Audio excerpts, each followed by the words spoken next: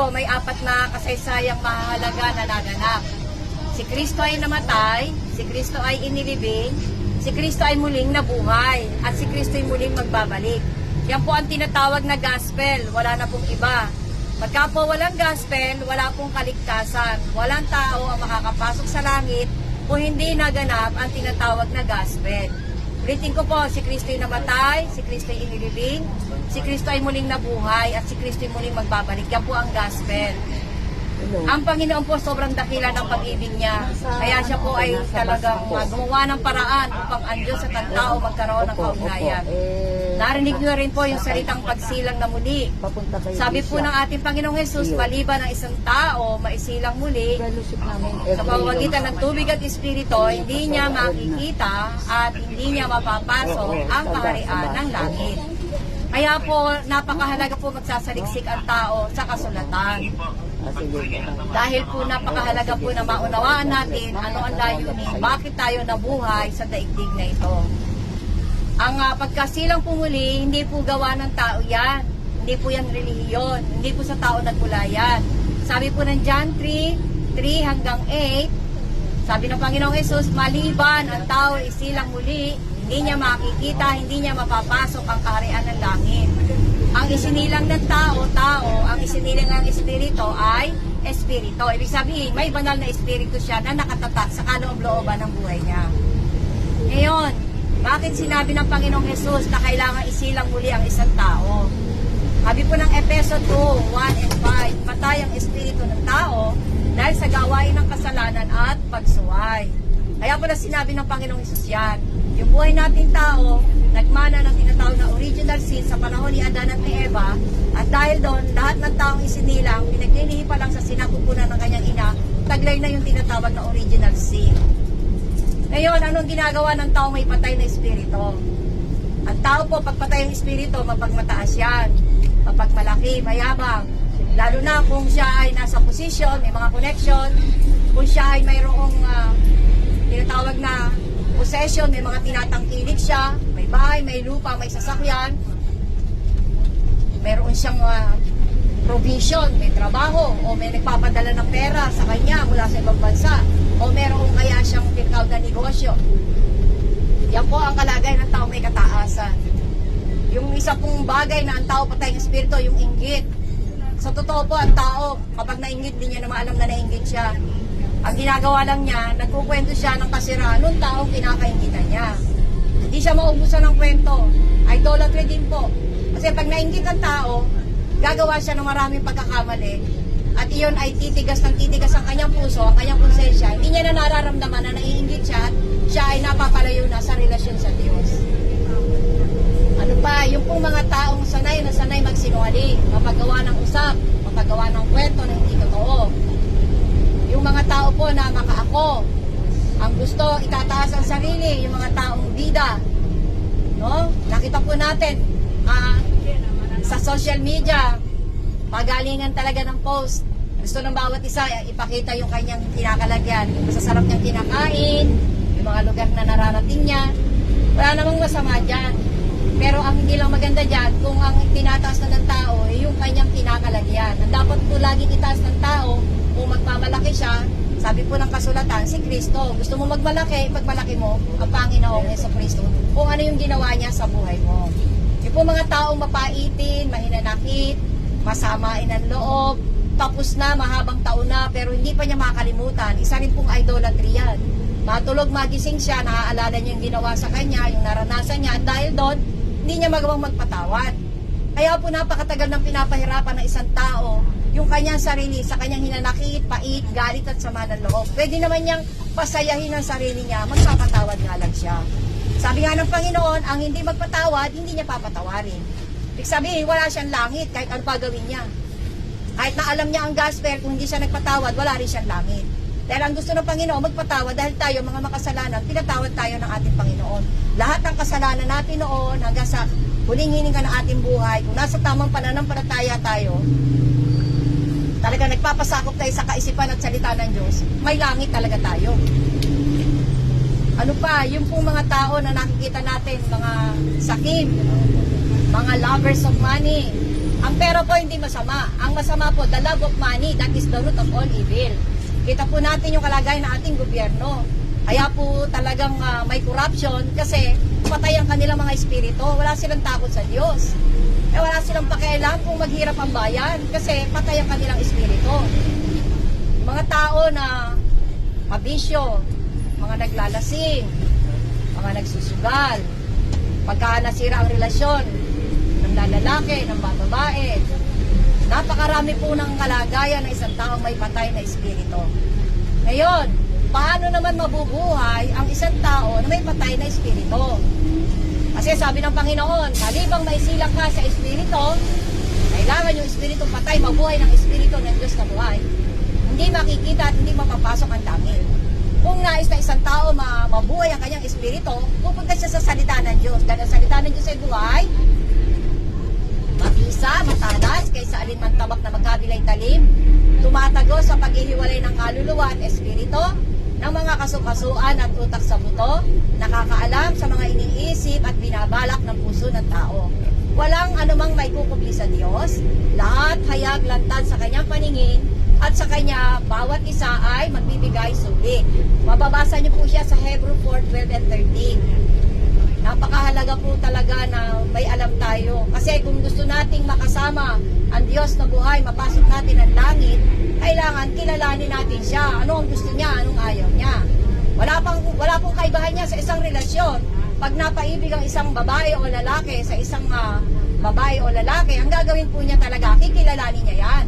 Hanggang sa magkaroon sila ng covenant at sila ay magpakasal, magkaroon ng pamilya at magkaroon ng mga anak. Ganyan po ang kalagayan natin sa Panginoon. Kung nais natin siyang makasama, basahin natin ang Biblia. Kasi kumakain tayo ng 3, 4, 5 hanggang 7 beses ang araw. Pero paano yung ating espiritu? Busog na busog yung ating mga katawan, yung ating mga tiyan. Paano yung espiritu? Ang espiritu po, iyan yung nagdadala ng buhay sa loob ng ating katawan. Kapag patay ang kaugnayan niya sa Diyos, hindi makakagawa ng mga mabubuting bagayan at hindi rin niya magagawa ang layunin ng Diyos kung bakit siya nabubuhay sa daigdig na ito. Upang mabuhay ang espiritu, kailangan isilang ka sa pamamagitan ng salita ng katotohanan. Aklat ng Santiago 1:18. Isisilang ka muli sa pamamagitan ng paglilinis at pagbabagong likha ng banal na espiritu. Titus 3:5. At sabi po dyan, kailangan maisilang muli. Dahil kapag hindi maisilang muli, walang kaugnayan sa Diyos. Ngayon, yung pong salitang pananampalataya, narinig nyo na rin po yan. Ano ang pananampalataya? Saan galing ang pananampalataya? Paano darating ang pananampalataya? Sino ang pananampalataya at bakit mahalaga ang pananampalataya? Ang pananampalataya po sa Hebreo 11 na mababasa po niyo yan. Kapanatagan sa mga bagay na hinihintay at iyakan sa mga bagay na hindi pa natin nakikita. Wala pong kaibahan sa isang magsasaka, marami siyang binhi, itatanim niya, kapag naitanim na niya, yan ay tumubo, meron siyang pag-asa, pananampalataya na yan ay magbubunga at siya ay aani. Yan po yung kalagayan natin. Sa buhay na ito, kaya po tayo may tinatawag na relihiyon, no? Kasi ang tao nagtayo ng relihiyon, kasi ang tao maasa na kapag siya namatay, mayroon siyang langit na tatanggap sa kanya.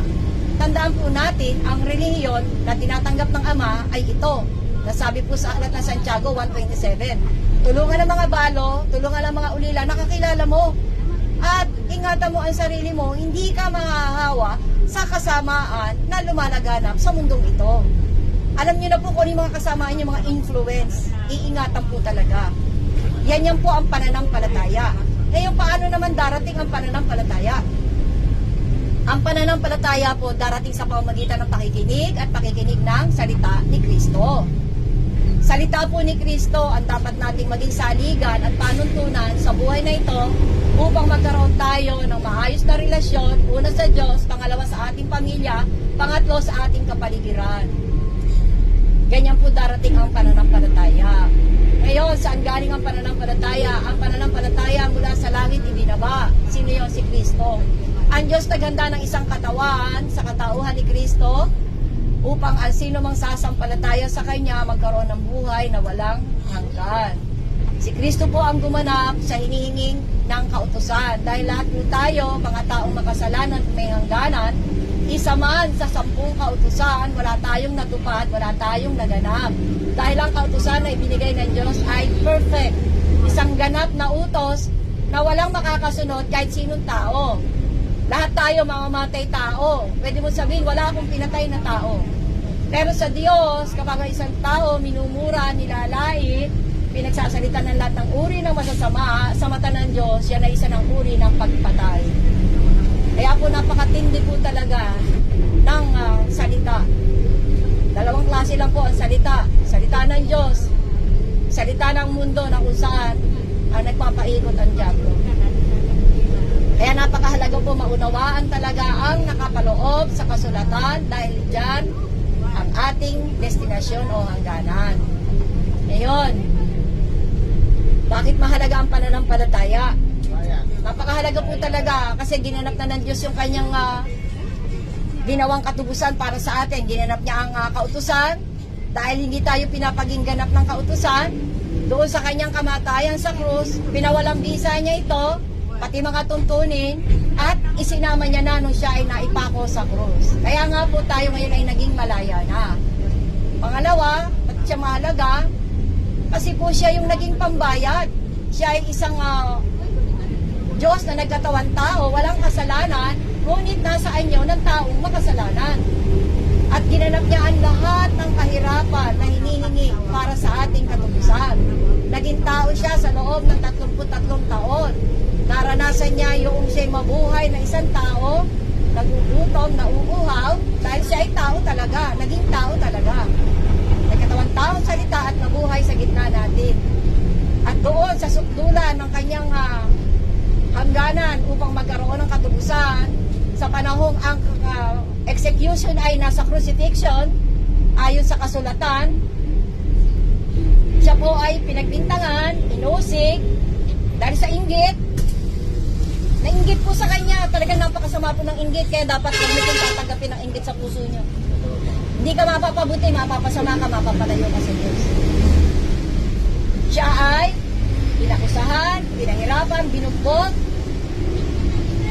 yung kanyang kasuotan, pinagsugalan, hiniya. Anong kalagayan ng Panginoon nung nakapako sa krus? Nung siya ay hatawi ng 39 na hataw na kung saan may mga blade ang bawat isa, times 3. 117 sugat na talagang nagkahimay-himay yung laman ng ating Panginoong Yesus para bayaran ang hinihinging katapusan sa ating mga kasalanan.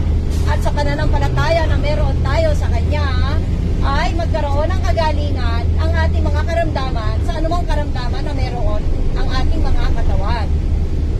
Siya ay pinako sa krus kung saan ang kanyang dugo ay umagos, ang kanyang dugo ay nabuhos, at ang kanyang dugo ay naubos. At doon sa krus na yon, bago malagot ang kanyang hininga, ang sabi niya, it is finished. Natapos na niya at nagampanan na niya ang hinihinging katubusan, ginamit ang kanyang katawan na nasa anyong makasalanan. Ngunit, siya ay 3 araw at 3 gabing nasa loob ng libingan o kuweba. Nasaan ang kanyang espiritu? Sa loob ng 3 araw at 3 gabi. Sabi po ng unang Pedro chapter 3, 18 and 19, si Kristo ay bumaba sa kalaliman ng impyerno. 3 araw at 3 gabi siyang nasa loob ng impyerno, na ayon sa kanya ang impyerno ay madilim, mainit, ang mga uod hindi namamatay, pumapasok sa loob ng mga butas ng katawan ng espiritong nanon. Kung paano siyang naghirap, nagtiis ng sakit, kirot at hapdi doon sa krus ng Kalbaryo nung siya'y nakapako, ganyan din po yung pagtitiis at hirap niyang tiniis doon sa impyerno. Pagkaraan po ng 3 araw, siya ay nagtagumpay. Nabawi niya ang susi ng impyerno, hawak na niya ang susi ng kamatayan, kaya sabi niya, kamatayan, nasa na ang iyong kamandag. Dahil lahat ng sasampalataya sa kanya, wala na, hindi na makakaranas ng kamatayang walang hanggan doon sa apoy ng impyerno. After 3 days, tagumpay, siya ay muling nabuhay. Buhay ang ating Panginoong Yesus. At ang sasampalataya sa kanya, dahil hawak niya ang susi ng impyerno at hawak niya ang susi ng kamatayan, ang pagsampalataya natin sa kanya, sabi ng ng Roma 8:1, wala nang kahatulan. Hindi nahahatulan ang espiritu ng tao na mapunta pa sa apoy ng impyerno, dahil si Kristo ang kanyang manunubos na siyang nagbayad sa lahat ng utang na kasalanan. Kasi po nasan na ang tao? Dahil sa kasalanan, nasan na po ang tao doon sa impyerno, sa kaharian ng kadiliman. At ang ginawa po niya, tayo ay kanyang hinubot sa dilim at danila sa kaharian ng kanyang liwanag. Kaya po lahat na sasampalataya sa kanya, wala na po sa kahatulan. Yan po ang kadakilaang ginawa niya para sa iyo, para sa akin, para sa lahat na sasampalataya sa kanya. Kaya napakahalaga po niya. Talagang magagalit po ang Diyos kung di sasampalatayanan ang ginawang kadakilaan ng kanyang anak na si Kristo Jesus. Mahalaga po ang pananampalataya. At yan po, kung nais mo na magkaroon ka ng buhay na pananampalataya, buhay na espiritu, pwede po kitang gabayan sa panalangin. Pero hindi po kita kayang patanggapin, hindi kita kayang iligtas, hindi kita kayang baguhin. Dahil ang gagawa lang po niyan, ang Diyos na buhay. Sabi po ng Panginoong Jesus, kayo, bagamat kayo masasama, marunong kayo magbigay ng mabubuting bagay sa inyong mga anak. Gaano pa ang inyong amang nasa langit ang magbibigay ng kanyang banal na espiritu sa mga hihingi sa kanya. Hihingi po yan. Ikaw ang magbubukas ng puso mo. Kaya ngayon pagagabayan kita sa isang simpleng panalangin, ang Diyos at ikaw lamang ang nagkakaalaman, nais ko siya makapasok sa puso mo, sumunod ka ba sa panalangin? Amang banal, dakilang Diyos, sa ngalan ni Kristo Jesus, sumasampalataya ako na siya ay namatay at siya ay muling nabuhay, na ako ay taong makasalanan at nangangailangan ng katubusan. Patawarin mo po ako sa mga kasalanan na nagawa ko sa iyo, na nagawa ko sa aking kapwa, sa aking pamilya, sa aking mga kamag-anak, kaibigan, manggagawa, kaeskwela, sa lahat-lahat, patawarin niyo po ako. Maging sa kasalanang nagawa ko sa aking sarili, patawarin mo po ako. Itinatakwil ko po ang mga kasamaang yan at pinagsisisihan ko. Ako po ngayon ay pagpalain mo ng iyong buhay na salita. Binubuksan ko sa iyo ang aking puso. Halika po, pagharian mo ko, sakupin, pagyamanin, paunlarin, turuan, upang gabayan at mabuhay ng may banal na takot sa iyo. Kahabagan mo po, isulat ang pangalan ko sa aklat ng buhay upang ako ay magkaroon ng buhay na walang hanggan. Salamat po mula ngayon, ipinapahayag ko, ikaw na ang hari at Panginoon ng buhay ko. Pinagkakatiwala ko sa iyo ang lahat-lahat. Mangyari ang kalooban mo sa buhay ko. Sa ngalan ni Kristo Jesus, sa pakikiisa ng banal na Espiritu. Amen. Pagpalain ko po ng Diyos at ngayon po ay papanalangin ko po kayo para po kayo ay mapagpala.